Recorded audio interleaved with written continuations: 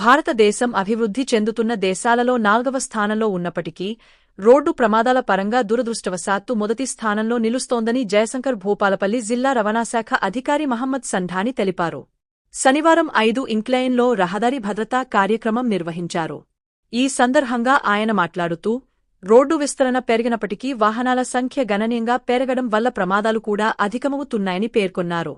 2024 సంవత్సరంలో దేశవ్యాప్తంగా సుమారు 4,80,000 రోడ్డు ప్రమాదాలు జరగగా అందులో 1,70,000 మంది మృతి చెందారని, మిగిలిన వారు తీవ్రంగా గాయపడి క్షతగాత్రులుగా మారి కుటుంబాలకు, సమాజానికి భారంగా మారుతున్నారని తెలిపారు.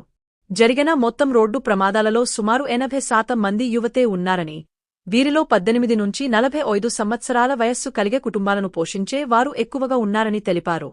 రోడ్డు ప్రమాదాల్లో యువత మరణించడం వల్ల దేశానికి ఏటా సుమారు 3.14% జీడీపీ నష్టం వాటిల్లుతోందని వివరించారు.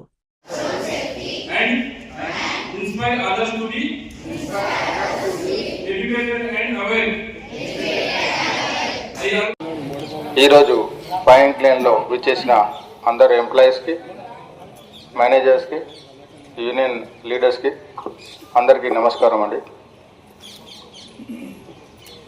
జాతీయ రోడ్డు భద్రతా మాసోత్సవం 2026లో మనం ప్రతి సంవత్సరం ఒక స్లోగన్ తీసుకొని ముందుకు వెళ్తుంటాం.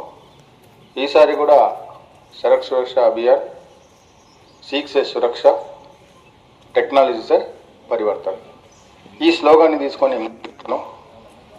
తద్వారా దీని ముఖ్య ఉద్దేశం ఏంటంటే యాక్సిడెంట్ మరణాల రేట్ని ప్రీవియస్గా ఉన్నదానికి క్రమంగా ఒక డికేలో 50% వరకు తక్కువ చేసే ముఖ్య ఉద్దేశం ఇది.